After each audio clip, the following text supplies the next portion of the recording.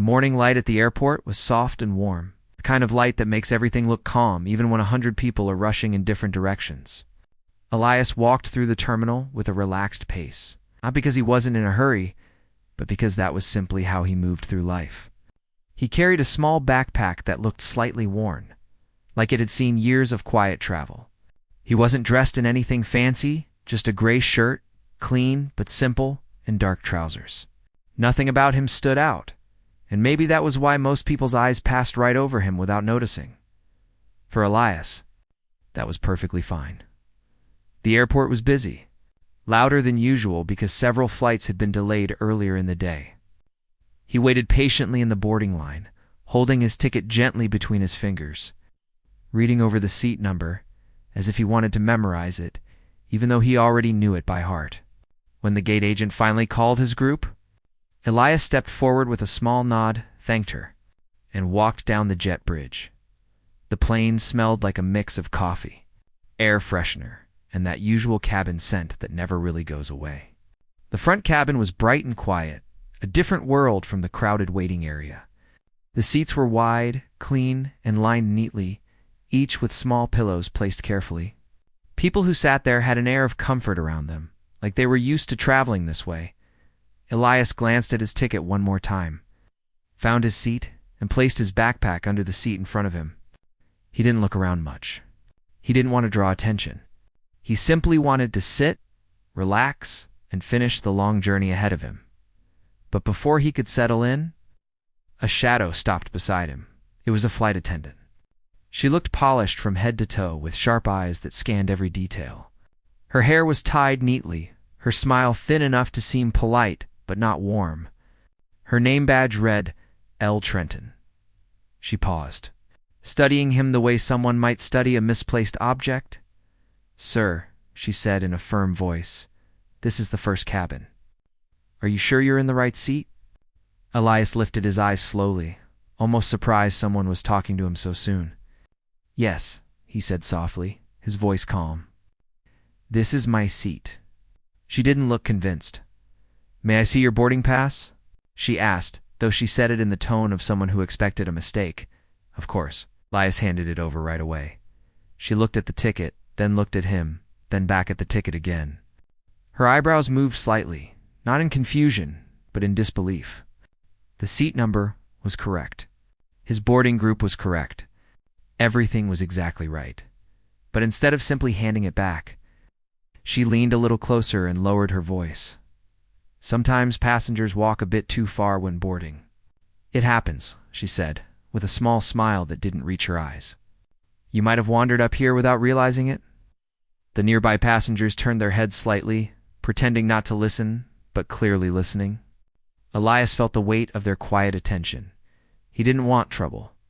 He didn't want to embarrass himself or anyone else.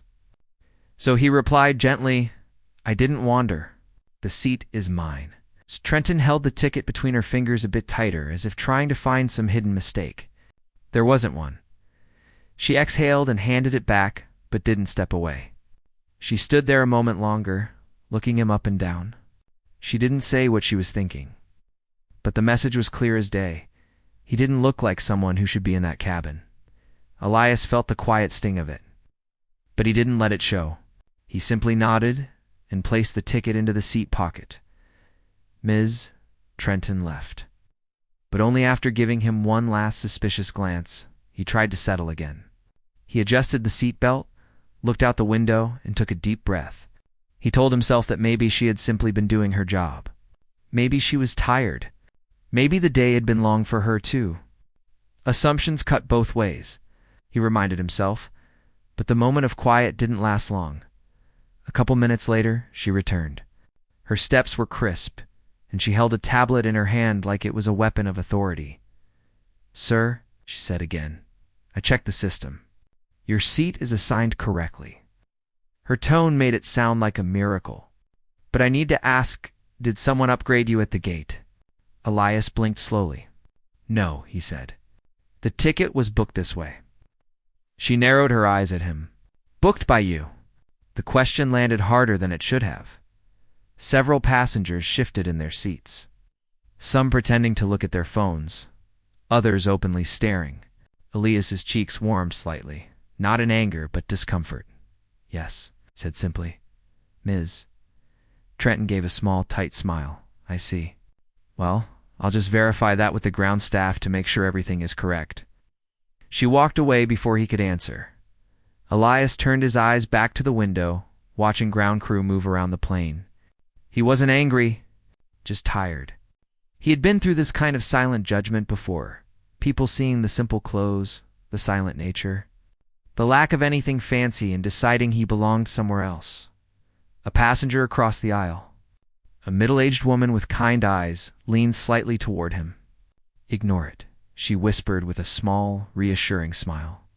"Some people assume too much." Elias gave her a grateful nod. The flight attendant returned once more, but this time her expression was carefully controlled. "Everything seems correct," she said, but the way she looked at him still carried doubt. "Let me know if you need anything," he thanked her, though it didn't feel natural. When she finally left the front cabin to continue her duties, Elias exhaled quietly. He didn't like attention, especially this kind. He just wanted the flight to begin. As more passengers boarded, the cabin filled little by little. The sounds blended into a soft chatter seat, belts clicking, luggage wheels sliding into overhead bins, people greeting each other. Elias kept to himself, watching the activity without joining it. When the last passengers entered, the doors eventually closed with a soft thud. The plane hummed as the engines prepared for takeoff. The cabin lights dimmed slightly, and the atmosphere shifted into the usual pre-flight calm. Elias kept his hands rested on his lap. His breathing stayed even. But somewhere inside, a small ache sat quietly, the ache of being judged before being known. He didn't blame her entirely. People made quick decisions about others every day. Humans were fast at forming opinions and slow at correcting them. Still, the situation left a small shadow in his chest. He watched the runway stretch ahead. The plane began to move. He told himself the flight would be long but peaceful, and with time, he would forget the uncomfortable moments. But as the wheels lifted off the ground and the plane rose into the bright sky, he had no idea something much bigger was waiting ahead of him. Something that would turn the quiet man in seat 3A into the center of attention for the entire crew. And soon, the same attendant who doubted him would come rushing toward him, not with suspicion this time, but with urgency and hope. The cabin grew quieter as the plane settled into the sky. But Elias could still feel a faint heaviness in the air. He tried to focus on the soft hum of the engines, letting the sound roll through him like a calm wave. He didn't want to think about what had happened earlier. He didn't want to replay the moment the flight attendant questioned him, or the way strangers had stared. But sometimes, a mind does not listen to the heart, and the memory lingered like dust that refused to settle. He closed his eyes for a moment, hoping to reset his thoughts. But before he could pull himself fully into that small place of peace, he heard footsteps again, quick ones. When he opened his eyes, the same attendant stood near him. Her polished shoes stopped just short of his row. "Sir," she said, her voice a little louder than necessary. "Can you sit up straight for a moment?" Elias straightened in his seat without question. "I just want to confirm that you're familiar with the safety procedures for this section," she added. The way she said it carried a tone that wasn't about safety at all. It was more like she was searching for something, some small mistake she could point to. "Yes," Elias said quietly. She tilted her head. "Are you sure? Passengers seated here usually fly this cabin often. They already know everything. But if you're new, I can explain." The comment carried a sting, sharper than the earlier ones. Passengers seated nearby glanced toward them again. Some frowned, sensing the unnecessary questioning. Elias didn't want to make it a big thing. He simply nodded. "I'm familiar with the procedures." She smiled, but the smile didn't feel friendly. "All right. I just needed to be absolutely certain. You'd be surprised how often people sit in the wrong place and don't understand how things work up here." A man a few rows back let out a small sigh. He clearly felt the same discomfort that Elias felt. The attendant straightened her posture, looked over the cabin, and then walked away without another word. Elias stared at the seat in front of him for a long moment before shifting his gaze to the window. Clouds drifted outside like slow-moving cotton.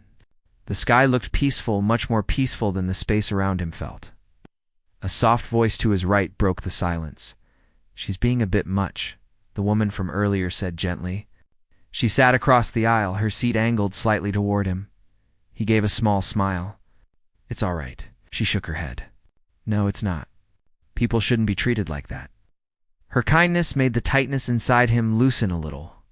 Elias appreciated her words, but he didn't want to dwell on the negative. "Maybe she's having a hard day," he murmured. The woman gave him a knowing look, as if she had seen this kind of behavior too many times to excuse it. But she didn't push the conversation. Soon after, the crew made announcements about the meal service. The lights brightened slightly, and flight attendants began preparing carts in the galley at the front.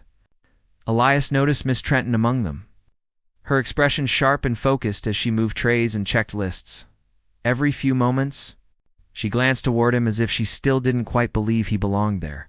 When the food service started, she approached his row again. She held the tray with the kind of practiced grace that comes from years of experience. "Would you like the vegetarian option or the chicken?" she asked. But something in her tone felt different, like she expected him to choose the simpler option. As if she had already decided what kind of person he was. "Vegetarian." "Please," Elias replied. She placed the tray down and hesitated. "You're aware this cabin offers a premium menu, correct?" Elias blinked. "Yes." "All right," she said, though her voice carried a doubtful note. He thanked her anyway, as he began eating. He tried to enjoy the meal and ignore the churning feeling inside him. But across the aisle, he could feel the woman watching the situation unfold. She wasn't staring, just observing with a soft kind of worry. After some time, Ms. Trenton passed again. She stopped beside his seat, folding her arms lightly. "Sir," she said in a tone that sounded like she was about to reveal something important. "I checked with the ticketing desk. They didn't mention any special notes about your reservation. Sometimes passengers get upgrades due to circumstances." Elias paused mid-bite. He swallowed slowly before answering. "I booked the ticket myself." She nodded, but her face didn't look convinced. "It's just unusual. People don't usually book a seat like this, unless they travel in this cabin often." A small silence grew between them. Elias didn't defend himself. He didn't feel the need to. But something in his quietness made her frown before she turned and walked away again. Across the aisle, the kind woman sighed under her breath and shook her head as the flight continued. The cabin lights dimmed slightly again, signaling the start of the quiet period where passengers could relax or sleep. Elias leaned back slowly, his seat gently reclining. He wanted to settle his thoughts, but his mind replayed the moments again and again. He didn't look down on the flight attendant or anyone else.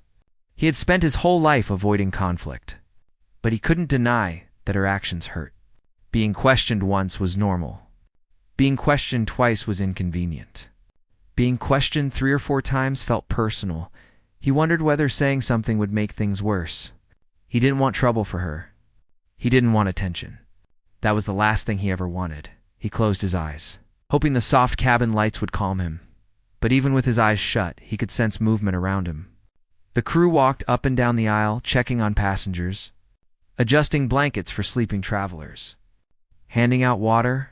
Ms. Trenton was among them. And though she didn't speak to Elias again right away, he felt her presence nearby like a quiet shadow. A gentle tap on his arm pulled him out of his thoughts. When he looked up, it was another attendant, a younger one, with a bright expression. "Water?"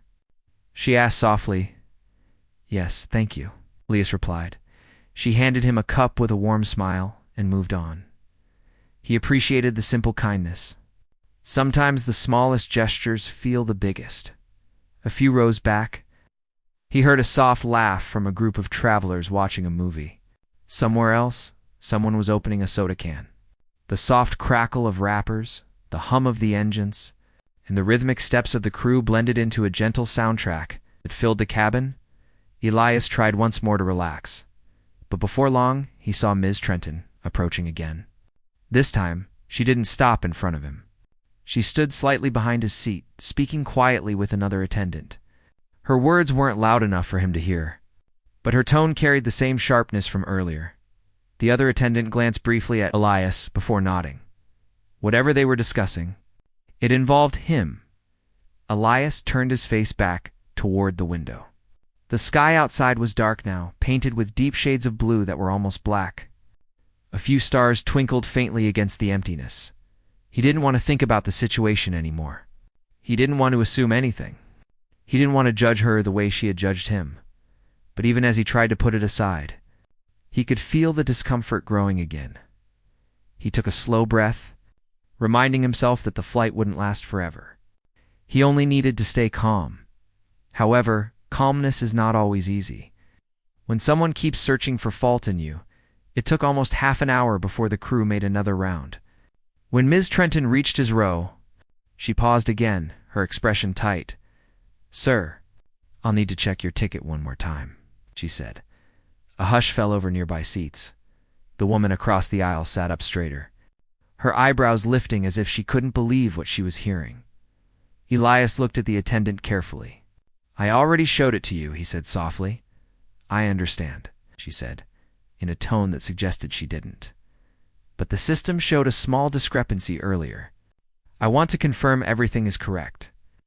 There was no discrepancy. Elias knew that. She knew that. The entire cabin knew that. Still, he reached into the seat pocket and handed her the ticket. She looked it over for a long moment, finding nothing because there was nothing to find. She pressed her lips together and finally returned it. "All right. Enjoy your flight," she said stiffly. Then she walked away. Elias placed the ticket back into the pocket and leaned back again, this time with a deeper heaviness in his chest. He wasn't angry, but he felt something colder. Disappointment, maybe. A quiet sadness that settled in his heart like a small weight he couldn't shake off. The woman across the aisle leaned slightly toward him once more. "Some people don't see clearly," she whispered, "but don't let it ruin your journey." He nodded slowly. The plane continued onward, gliding through the sky with steady, gentle movement. But neither Elias nor anyone else in that cabin knew that soon everything would shift. And the same crew member who kept questioning him would soon rush toward him in a moment of desperation, because something unexpected, something urgent was only moments away from unfolding. The night sky outside, the plane looked endless. A deep ocean of darkness broken only by small, shimmering stars. Inside the cabin, most passengers had settled into a quiet stillness. Some slept with their heads tilted against soft pillows. Others watched movies with dim screens glowing gently against their faces.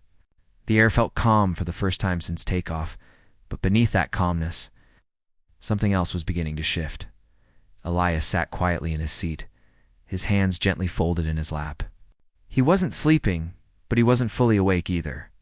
His mind drifted in and out, carried by the soft hum of the engines and the faint rustle of blankets. For a short while, he let himself imagine that the earlier tension with the flight attendant had faded into nothing. He wished the entire flight could remain this quiet, but peace rarely lasts forever, eh? A faint crackle from the overhead speakers pulled him out of his half-sleep. It wasn't the usual announcement tone. This one sounded sharper, more urgent. Passengers glanced toward the ceiling. Confused, at first there was only silence. Then a voice came through, slightly shaky, belonging to one of the crew members. "Attention cabin crew. We need immediate assistance in the cockpit." The words felt heavy the moment they filled the cabin. They carried a tone that made every passenger lift their head. Elias felt a small shift inside his chest, something like instinct waking up. The cabin lights turned up slightly, just a small increase, but enough to signal that something unusual was happening. The attendants who had been moving quietly through the aisle suddenly stiffened, their movements sharper, quicker. Elias watched as two attendants hurried toward the front curtain, their whispers fast and tense. The curtain swayed slightly as they entered, disappearing toward the cockpit around him. Passengers exchanged confused looks. "I wonder what's happening," someone muttered from a few rows back. A man beside the window rubbed his eyes. "Maybe a system issue." A few seats away, a woman clutched her blanket a little tighter. Elias didn't join the guessing. He simply listened. He could hear footsteps from the front, hurried and uneven. Something wasn't right, not at all. Within moments, the curtain pulled back. One of the attendants reappeared, but now her face had lost all its usual calm. Her eyes were wide, and she walked faster than before. She looked around the cabin, scanning faces as if searching for someone. "Is there any medical professional on board?" she called out. Her voice was louder this time, loud enough to silence every quiet conversation in the cabin. Passengers froze. A moment passed. No one responded. The attendant swallowed hard and rushed back toward the cockpit. Elias felt his pulse quicken, not out of fear, but something else. A quiet awareness settled over him. He shifted slightly in his seat. Watching the front of the cabin carefully, the woman across the aisle leaned toward him, whispering, "Something must be wrong." Elias nodded gently. "Yes, something is." Another announcement came over the speakers. This time, the captain's voice strained, tense. Nothing like the calm tone he used earlier. "If there is any passenger with medical training, please come forward immediately." The last word immediately carried a weight that pressed on everyone. Elias took a slow breath. He had spent years staying quiet about what he knew, about what he could do. Most of his life, he moved through the world without drawing attention. But sometimes, the world needed your attention, whether you wanted to give it or not. He unbuckled his seat belt gently. The woman across the aisle stared at him. You're going to help?" Elias gave a small nod. "If they need it." He stood, smoothing the front of his shirt with calm hands. His movements were simple and silent, but something about him felt different, no more grounded. More certain, he stepped into the aisle. A few passengers watched him with wide eyes. Whispering softly to each other, one man muttered, "Is he a doctor?" Another whispered, "Thank goodness someone's going." Elias didn't say anything. He simply began walking toward the front, steady and controlled. When he reached the curtain, he paused for just a moment, then gently pushed it aside. Behind it, he found the same tense scene he expected. Two attendants were gathered near the cockpit door, their voices low but urgent. One of them is Trenton looked pale, a far cry from the confident woman she had been earlier. Her hands trembled slightly as she pressed them together. She turned quickly when she heard footsteps. Her eyes widened the moment she saw him. "You," she said, almost in disbelief. "What are you doing up here?" Elias kept his voice calm. "You asked for help?" She blinked, startled. "Do you have medical training?" "Yes," he answered simply. Her mouth opened slightly, as if she needed a moment to process that. She looked him up and down again, but this time her inspection wasn't judgment, it was desperation. We need help," she admitted in a shaky voice. "The co-pilot. He collapsed. We don't know why." A wave of anxiety pushed through the air. Elias nodded gently. "Let me see him." The attendants exchanged a quick look, then stepped aside. As he walked toward the cockpit, the narrow passage felt even tighter. The captain's tense voice drifted out from inside when Elias entered. He saw the co-pilot slumped in his seat, breathing shallowly, his skin pale. The captain looked relieved to see anyone who might know what to do. "Are you a doctor?" the captain demanded. "I'm trained in emergency response," Elias replied. "I can help." It was the truth, even if he wasn't the kind of person who boasted about his experience. He stepped beside the co-pilot, his movements calm and practiced. With careful hands, he checked the man's breathing, pulse, responsiveness. The captain hovered nearby, anxiously glancing between Elias and the controls. "Is he going to be all right?" he asked Elias, focused for a few moments before answering. "He's stable for now, but he needs attention quickly." "What happened?" "One moment he was fine," the captain said, and the next he couldn't sit upright. He said he felt dizzy, then just collapsed. Elias nodded, continuing his assessment. The co-pilot's pulse was irregular, not dangerously so, but worrying. He checked his temperature, looked for signs of pain, and made mental notes of everything he observed. Behind him, he sensed the presence of the attendants watching in silent fear. He turned slightly. "I'll need water," a cool cloth, and the medical kit. Miss Trenton snapped into action so quickly it surprised even herself. Yes, yes, right away, she said before rushing out. The other attendants scattered to gather what he asked for. Inside the cockpit, the tension felt like a tightrope that could snap at any moment. The captain kept glancing through the windshield at the endless darkness ahead. We're still more than 2 hours from landing, he said quietly. I need him conscious before then. I can't manage everything alone. Elias understood the fear behind the calm words. He continued speaking to the co-pilot gently, encouraging him to stay awake, stay aware, stay with them. Slowly, the man blinked, his eyes fluttering as he tried to focus. That's good, Elias said softly. Stay with us. You're doing well. When Miss Trenton returned, she held the medical kit with both hands, as if it were something delicate. Her earlier confidence had been replaced with worry, and her eyes stayed fixed on Elias. She handed him the kit. Elias began checking the contents. As he worked, she spoke in a low voice. I didn't know. I didn't know you could do this. Elias didn't look up. You didn't ask? She lowered her gaze at his calm response. The cabin outside remained quiet, but every now and then, whispers drifted forward from passengers who sensed something was wrong.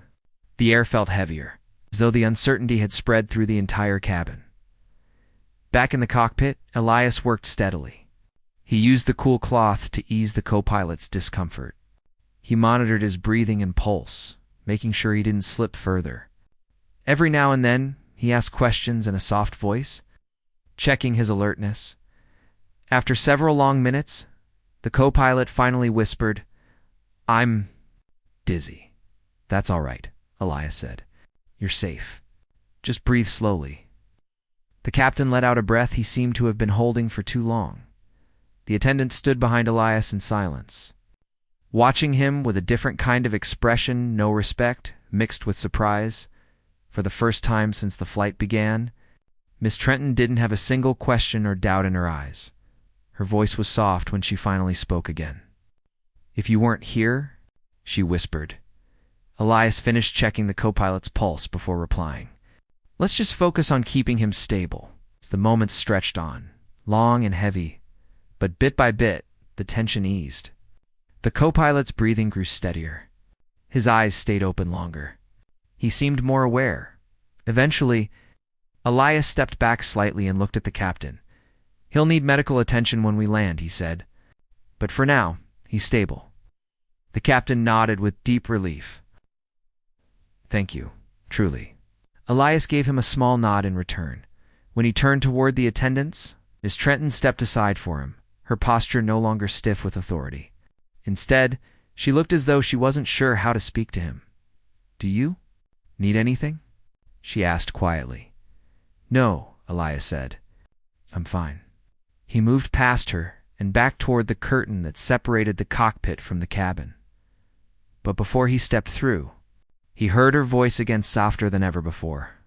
I'm sorry, she whispered. Elias paused. For a moment, he simply stood there, the curtain half open, the quiet cabin waiting beyond it. Then he turned his head slightly and said, We all make mistakes. And with that, he stepped back into the cabin, leaving the tense air of the cockpit behind. When the passengers saw him return, a few sat up straighter, their eyes filled with silent questions. He didn't give any explanation. He simply walked back to his seat and sat down quietly. The woman across the aisle leaned closer. Is everything okay? She asked. For now, Elias replied gently. Though he tried to relax again, he knew things were far from over. The flight would continue, the responsibility would linger, and the crew's eyes, the cabin lights had dimmed to a soft glow, and for a moment, everything felt peaceful inside the aircraft. But that calm didn't last long. As soon as the passengers settled again, a strange feeling seemed to move through the rows. Something unspoken but heavy enough that people exchanged small glances. It was as if everyone sensed that the day was far from normal, and more twists were waiting to unfold. The man sat quietly in his seat, trying his best to keep himself out of attention. He had never been the type to cause trouble, and even after everything that had already happened, still hoped things would simply ease on their own. He was used to stressful environments, used to pressure, used to people misunderstanding him. But the flight had taken a direction he couldn't fully ignore. He took a slow breath and let his eyes settle on the small window beside him. Clouds drifted like cotton across the sky, the kind of sight that usually helped calm his nerves. But today, even the sky couldn't offer much peace. His mind kept replaying the earlier moments, the way the attendant had spoken to him, the way people had turned their heads to watch, the way embarrassment had filled his chest even though he had done nothing wrong. He didn't hold anger. He rarely did. But he did carry a quiet weight, one that came from years of trying to stay composed in the face of judgment. Today's incident was not the worst he'd ever faced, but something about it stayed with him. Perhaps because he had been looking forward to this trip, hoping it would be uneventful for once.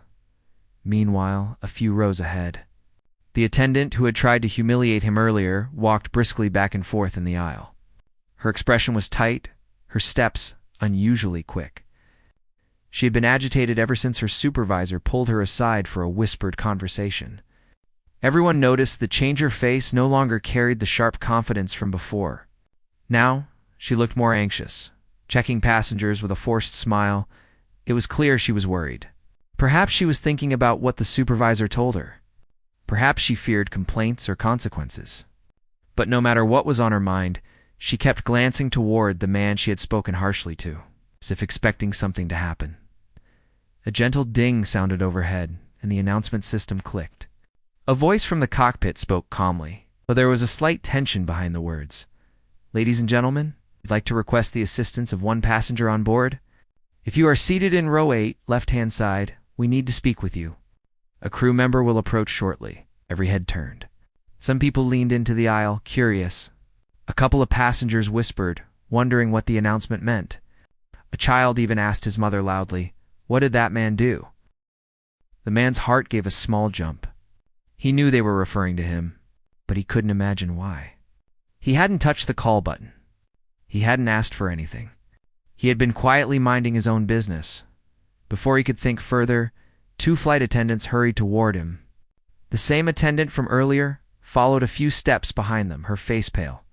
"Sir," one of the attendants said gently, "the cockpit needs your help."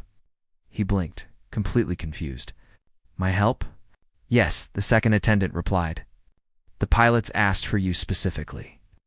The attendant who had earlier tried to humiliate him stood silently. Her hands were clasped tightly, almost as if she didn't know what to do with them. The man stood slowly, careful not to disturb anyone around him. The atmosphere in the cabin shifted again. There was curiosity, concern, and a bit of suspense floating in the air. He followed the attendants toward the front of the plane. He felt dozens of eyes on his back as he walked. He almost wished he could disappear, not because he was afraid of what awaited him, but because he disliked the attention. He preferred moving quietly, doing what needed to be done without anyone noticing. When he reached the front, the curtain separating the cabin from the cockpit area was drawn aside. The door was cracked open, a rare sight during a flight. A pilot stood there, looking relieved to see him. "Thank you for coming," the pilot said. "We need support with something urgent." The man gave a small nod and stepped forward. His voice remained soft. "What happened?" The pilot didn't answer immediately. Instead, he gestured toward the cockpit, where the other pilot seemed to be dealing with something intense.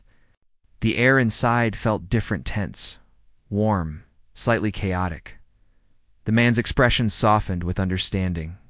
Though he had hoped for a peaceful journey, he realized something important. He couldn't ignore a situation that needed him. Helping others had always been in his nature. And even though he tried to keep his identity quiet, he still carried the responsibility from his past. Back in the cabin, the passengers exchanged whispers. "Who is he?" one woman asked. "Maybe he's a mechanic?" Another guest double quotes, "No, the pilots wouldn't call a mechanic mid-flight." Someone else whispered. The attendant who had spoken rudely earlier stood frozen near the galley. Her eyes were wide, filled with worry and regret. She finally understood something she had failed to see before. The quiet man she judged, without reason, was no ordinary traveler. She swallowed hard, her thoughts spinning. She remembered the way she talked to him, the doubts she cast, the assumptions she made based purely on appearance. Now she felt embarrassed, far more than she ever intended to make him feel. Another attendant tapped her shoulder softly. "Are you okay?" I didn't know," she whispered, barely able to form the words. "No one knew," the other attendant replied. "But it's not about knowing who he is. It's about how we treat people, even when we know nothing about them." Her eyes lowered. She understood. Meanwhile, at the front of the plane, the man listened carefully as the pilot briefed him on the situation. The details were not shared with the passengers, but it was clear from the pilot's tone that it was serious enough to require immediate help. He nodded calmly. "I'll handle it." The pilot exhaled with relief as the man stepped into the cockpit. The door closed quietly behind him. A hush fell over the plane. Even though no one knew exactly what was happening, everyone sensed that the man was someone important, someone skilled, someone who could change the outcome of whatever was unfolding. The minutes that followed felt heavier than any that had passed on the flight so far. People sat upright, alert. Even children fell silent, seeing the adult so focused, the attendant who had disrespected him. Earlier stood alone near the front, her mind full of remorse. She wished she had treated him with kindness from the start. She wished she had paused before assuming. But most of all, she wished she could take back the tone she had used. The tone that now echoed painfully in her memory. She didn't know how to fix it, but she knew one thing. When he returned, she would find the courage to apologize. The flight continued forward, cutting through clouds as a quiet tension lingered through every aisle. No one spoke loudly. No one shifted carelessly. Everyone waited for the door of the cockpit to open again. And when it did, nothing on the plane would feel the same. Part 4 ends here. Ready for Part 5 when you are? The door to the cockpit stayed closed longer than anyone expected. And with each passing minute, the silence inside the cabin grew heavier. People exchanged nervous looks, though no one dared to speak loudly. It was as if every sound might disturb something fragile happening at the front of the aircraft. Even the engines, steady and smooth as always, suddenly felt louder in the quiet. Back in his seat, the man's jacket still lay folded neatly, his drink untouched. A small detail, but enough to remind everyone that he had left in a hurry. He wasn't the type to chase importance. If he had stayed in the cabin, he would have blended in easily, just another traveler on a long flight. But now, after the pilots had called on him, the entire plane felt different. The attendant who had tried to humiliate him earlier stood closest to the cockpit. She looked tired, almost drained, as if she had been holding her breath the entire time he was away. Her fingers tightly gripped the edge of the galley counter. Every time someone shifted in their seat, she flinched slightly, expecting the door to open. She wished she had said something before he entered the cockpit. She wished she had apologized right away instead of freezing with guilt. But she had waited too long, and now all she could do was stand there, hoping he would return safely. The minutes passed slowly, stretching longer than they should. A passenger finally whispered, "Do you think something's wrong?" "I don't know," another whispered back. "But they wouldn't just call any passenger up there. He must know what he's doing." "He looked so calm," someone else added, like he wasn't surprised at all. The plane continued forward, cutting through the clouds like a silent arrow. A faint turbulence rippled through the cabin, but no one panicked. In fact, no one even reacted much. Their minds were too focused on one thing: the closed cockpit door. Finally, after what felt like forever, the handle clicked. The door opened. A small breath moved through the cabin, almost like a wave. Everyone tilted forward, trying to see. The man stepped out slowly, his face calm, not relieved, not shaken, just steady. The kind of steady that came from years of being trained for emergencies. The kind of steady that hinted at experience deeper than ordinary life. He exchanged a few quiet words with the pilot, who looked extremely grateful. The pilot shook his hand gently, almost with respect. Then the man began walking back toward his seat. The passengers watched him as if he were someone extraordinary. And in truth, he was, but not because of fame or wealth. It was the way he carried himself, the quiet strength he held, the the calm confidence in moments when others would panic. As he passed through the front galley, the attendant who had spoken rudely to him earlier felt her stomach twist. She took a small step forward, hesitated, then finally found the courage. "Sir." Her voice cracked slightly. He paused and looked at her with a gentle, open expression. No anger, no annoyance. "I'm really sorry," she said, "for how I spoke to you earlier. I misjudged you without reason. I shouldn't have done that. And I'm sorry you had to deal with that on top of everything else." Her voice was soft but sincere. The man didn't rush to answer. He gave her a small nod, not out of pride or judgment, but understanding. "It's all right," he said quietly. "We all make mistakes. What matters is how we move forward." A weight lifted visibly from her shoulders. She exhaled shakily, more grateful than she expected to be. "Thank you. Thank you," she whispered. He gave a small smile before continuing down the aisle. As he walked, passengers leaned back to give him space, some offering small nods of respect. Others whispered words like hero under their breath, though he didn't see himself that way. When he reached his seat again, the woman beside him smiled timidly. "Is everything okay now?" she asked. "Yes," he said softly. "Everything's handled." She didn't ask for details. She didn't need to. His calm presence already told her enough. The attendants slowly returned to their duties. The flight returned to its gentle rhythm, though the atmosphere was completely different from before. People seemed kinder, quieter, more thoughtful. The attendant who had made the mistake earlier took a deep breath and began working with a new energy. She checked on passengers more carefully, offered warm smiles, and reminded herself of the lesson she had learned: never assume anything about someone based on appearance or guesswork. As the hours passed, the sky outside turned golden. Rays of sunlight streamed through the windows, filling the cabin with a warm glow. The tension that had once filled the plane dissolved into something gentle and peaceful.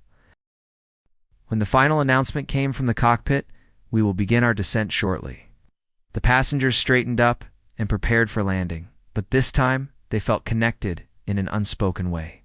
Shared moments of fear and curiosity had brought them closer together. Even if none of them knew each other, as the plane touched down smoothly, applause broke out across the cabin. It wasn't because of a rough landing or a dramatic save. It was simply an expression of relief and gratitude. When the man stood to collect his bag, the passengers around him offered small smiles. A man across the aisle said, "We were lucky you were here today," he answered softly. Anyone would have done the same. But they knew that wasn't true. Not everyone stayed calm under pressure. Not everyone carried the kind of quiet strength he did. As he stepped out of the aircraft and walked toward the gate, the sunlight hit his face, warm and bright. The world outside felt steady and familiar again. Behind him, the crew gathered near the cockpit. The pilot spoke quietly to the attendant who had made the earlier mistake. "Remember this flight," he told her. "It's a good reminder for all of us." She nodded, her eyes soft. "I won't forget." The pilot glanced toward the exit where the man had walked away moments earlier. "He handled everything with grace," he said. "We're lucky he was on board." But the truth was simple. He didn't need recognition, applause, or gratitude. He didn't care about being noticed. He helped because he saw a need, because it was in his nature, because it was the right thing to do. As he walked through the airport, blending back into the crowd, no one knew what he had done just an hour before. No one saw the quiet hero who had stepped into the cockpit when the crew needed help the most. No one knew how one small act had changed the course of a flight. He disappeared into the flow of travelers. Peaceful and unassuming once again, the world went on. People moved. Suitcases rolled. Announcements echoed across the halls. And somewhere on a calm afternoon flight, a crew and a cabin full of passengers carried a story they would never forget. A story of judgment, humility, quiet courage, and unexpected kindness. A story about a man who didn't ask for attention, but earned everyone's respect. Part 5 ends here, completing the journey and the message it needed to share.